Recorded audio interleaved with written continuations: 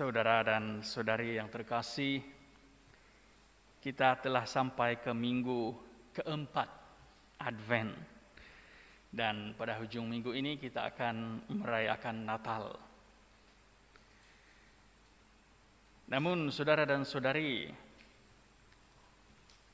sebelum kita benar-benar dapat mengerti ataupun lebih memahami akan perayaan yang kita akan rayakan bersama tidak lama lagi, kita harus juga membawa diri kita untuk lebih merenung pewartaan yang kita dengar pada minggu ini. Dan sudah tentulah pewartaan itu akan mempersiapkan kita, menyediakan kehidupan kita secara pribadi.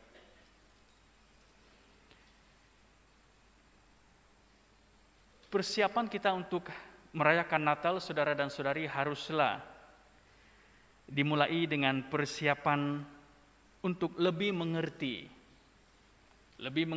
akan mengapa harus ada kelahiran Kristus. Dan beberapa minggu yang lalu juga kita mendengar pewartaan tentang mempersiapkan diri kita akan kedatangan Kristus yang kali kedua, ataupun juga mempersiapkan kehidupan kita apabila kita dipanggil secara pribadi kepada Tuhan, yaitu apabila kita meninggalkan dunia ini. Dan 2 minggu yang terakhir sebelum merayakan Natal, kita akan dibawa untuk merenungi kehadiran Kristus dalam perayaan Natal yang kita akan rayakan bersama.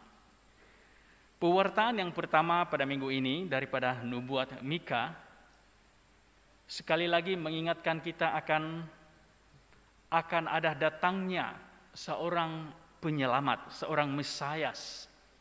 Dan nubuat ini ditulis lebih kurang dianggarkan 750 tahun sebelum kelahiran Kristus, sebelum datangnya Yesus ke dunia. Dan nubuat ini telah ditulis sedemikian rupa yang akan mengatakan bahwa akan ada seorang yang datang yang akan memerintah Israel. Dan dia itu adalah seorang daripada keturunan Daud. Dan nubuat ini, saudara dan saudari, sudah tertulis untuk lebih mengingatkan orang-orang Israel pada masa itu bahwa akan datang seorang penyelamat. Namun mereka tidak tahu siapakah dia. Tetapi nubuat ini sudah membuktikan bahwa rencana Allah akan penyelamatan bangsa manusia itu telah ada. Apabila Adam dan Hawa masuk ke dalam perangkap dosa, rencana Allah sudah ada untuk menyelamatkan manusia. Karena itu Yesus lahir. Dan nubuat Mika ini, saudara dan saudari, mengatakan bahwa ia akan bertindak untuk menggembalakan mereka dalam kekuatan Tuhan, yaitu dalam kemegahan nama Tuhan Allah mereka. Mereka akan tinggal dengan tenang, sebab sekarang ia menjadi besar sampai ke ujung bumi, dan dia menjadi damai sejahtera. Nubuat ini, saudara dan saudari, sudah tertulis. Dan nubuat ini telah digenapi dengan kelahiran Kristus. Sebab rencana Allah kepada penyelamatan bangsa manusia itu sebenarnya sudah ada. Namun kita mungkin tidak berapa paham, tidak memahami setiap rencana penyelamatan itu. Demikian juga yang kita dengar di dalam pewartaan yang kedua, yaitu surat kepada orang Ibrani. Kita melihat bagaimana dikatakan di dalam surat itu, ketika Kristus masuk ke dunia, yang kita akan rayakan tidak lama lagi, lahir ke dunia. Ia berkata, korban dan persembahan tidak engkau kehendaki, sebab gantinya engkau telah menyediakan tubuh bagiku kepada korban bakaran dan korban penghapus dosa. Saudara dan saudari, dahulunya orang-orang Israel nenek moyang mereka untuk mau menghapus dosa mereka, mereka mempersembahkan korban bakaran.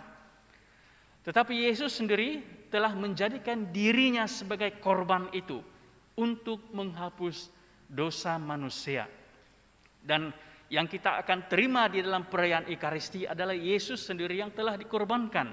Dan dia sendiri memberikan dirinya kepada kita supaya seperti yang tertulis di dalam pewartaan kedua ini, tidak ada lagi korban-korban lain selain daripada korban penghapus dosa, yaitu Yesus sendirilah yang telah berkorban untuk kita. Jadi saudara dan saudari, kalau kita melihat sejarah-sejarah ataupun kita memahami kedudukan geografi, Bethlehem itu dahulunya juga terletak di wilayah Efrat, dan Efrata itu kalau dilihat kepada pemahaman secara tradisi orang-orang Yahudi, Bethlehem itu tempat itu, daerah itu juga dinamakan sebagai House of Bread, rumah roti, lebih kurang begitulah. Jadi kita melihat apakah roti yang ada di Bethlehem itu. Sudah tentulah pada sekarang, masa sekarang ini saudara dan saudari, kita memahami roti apa yang sebenarnya dimaksudkan di dalam tradisi orang-orang Yahudi itu yang lahir di kota Bethlehem. Sudah tentulah Yesus sendiri yang menjadi roti untuk kita, yang telah dikorbankan untuk kita. Dan roti itu adalah benar-benar Yesus sendiri yang kita akan terima. Sebab itulah saudara dan saudari, semua kaitan di dalam pewartaan ini harus kita fahami secara mendalam supaya kita lebih mengerti, lebih memahami apa yang kita akan rayakan tidak lama lagi. Dan puncak kepada kehidupan kita ialah Ekaristi, karena Yesus lahir sebagai korban, sebagai roti untuk kita, maka itulah puncak dan sumber kekuatan kehidupan kita. Kalau Yesus tidak dilahirkan oleh perawan Maria, maka tidak adalah roti yang menghidupkan, tidak adalah korban yang menyelamatkan kita daripada dosa-dosa. Saudara dan saudari, Injil hari ini kita mendengar bagaimana Maria mengunjungi Elizabeth, saudaranya, dan ketika memberikan salam, anak di dalam kandungan Elizabeth itu melonjak dengan gembira. Saya pasti ibu yang mengandung, kamu tahu apa reaksi anak yang kamu boleh rasakan di dalam kandungan kamu. Sudah pastilah itu yang telah dirasakan oleh Elizabeth apabila anak di dalam kandungannya itu, yaitu Yohanes Pembaptis, melonjak dengan gembira. Dan dia mengatakan, siapakah aku ini?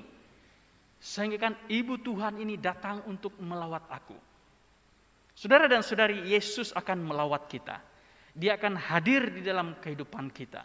Dia akan masuk mengetuk pintu hati kita. Adakah kita benar-benar bersedia? Ataupun adakah kita benar-benar menghayati akan kedatangan Kristus itu, kehadirannya di dalam kehidupan kita secara pribadi? Ataupun mungkin persiapan kita hanyalah persiapan luaran, persiapan material yang di luar sana, mempersiapkan hiasan-hiasan di dalam rumah, makanan dan minuman. Itu sudah pasti kita akan lakukan, tetapi kita harus terlebih dahulu, saudara dan saudari, mau mengerti Yesus yang lahir, yang hadir di dalam kehidupan kita. Dan apakah tanda-tanda di dalam diriku yang saya mampu rasakan bahwa Yesus datang? Adakah saya melonjak kegembiraan? Adakah saya bersemangat di dalam menghidupi kehidupan Kristianku ini? Adakah saya merasa berkobar-kobar bahwa seorang yang sungguh bermakna akan datang, hadir di dalam kehidupanku? Ataupun kita hanya merayakan Krismas, berpesta pora, kita makan dan minum dan sebagainya, tetapi kita tidak mendalami, tidak mau mengerti maksud Yesus yang hadir di dalam hidup kita. Dan perayaan Natal itu hanya akan dilihat seperti perayaan-perayaan yang lain. Kita melihat itu seperti perayaan Hari Keamatan, Pesta Keamatan, mungkin juga perayaan ulang tahun, perayaan apa-apalah perayaan yang kita selalu rayakan. Tidak ada bezanya. Karena kita tidak menumpukan maksud sebenar yang Yesus lahir di dalam hidupku. Apakah yang dibawa oleh Yesus? Kita mendengar di dalam pewartaan yang pertama, damai sejahtera. Damai sejahtera. Minggu yang lalu, saudara dan saudari, saya telah memperkatakan, apakah yang kita harus persiapkan di dalam kehidupan kita, supaya kita benar-benar mampu merasainya, mengerti sedalam-dalamnya kelahiran ini. Yaitu perangkap-perangkap dosa, kekecewaan, rasa dengki, kecemburuan, tidak memaafkan, kebencian. Semua itu akan menghalang kita untuk melihat, membuka tirai hidup kita. Pada hari ini saudara dan saudari, sekali lagi kita diminta untuk merenung. Message sebenarnya yang dibawa oleh gereja, dibawa oleh Kristus di dalam kehidupan kita. Sekarang kita mau bertanya di dalam kehidupan kita, apakah persiapan pribadi saya secara rohani? Jangan lihat terlebih dahulu persiapan fisikal. Sudah beli makanan dan minumankah, sudah ada stok dan sebagainya untuk perayaan itu tidak menjadi masalah. Itu kita sudah biasa untuk lakukan. Tetapi terlebih dahulu saudara dan saudari, lihat mengapa Yesus harus ada di dalam hidupku. Dan adakah damai sejahtera itu akan kumiliki apabila saya merayakan Natal? Ataupun saya masih lagi membawa rasa benci, tidak memaafkan, amarah, kecewa, hasad, dengki, eksploitasi, diskriminasi kepada orang lain. Kalau semua itu masih kita angkut di dalam kehidupan kita, masih kita bawa di dalam kehidupan kita, damai sejahtera Yesus yang sudah sekian lama ada, sukar untuk masuk ke dalam hidup pribadi kita. Apakah maksud sebenarnya, saudara dan saudari, apabila Elizabeth mengatakan, Ibu Tuhan ini datang kepadaku, siapakah aku ini?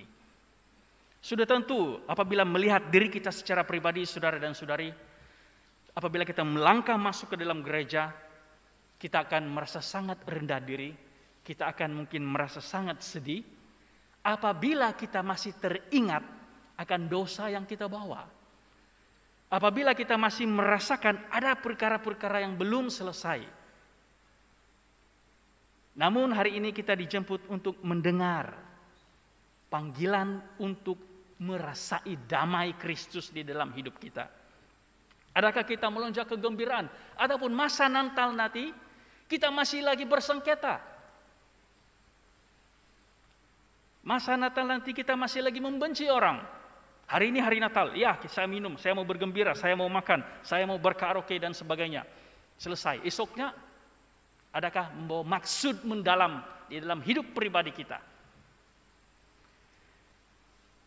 Ada seorang rakan yang pernah mengatakan kepada saya, saudara dan saudari, tidak ada gunanya makan dan minum, berpesta, merayakan Natal, mengucapkan selamat hari Natal, selamat hari Krismas, jika hati kita tidak ada damai.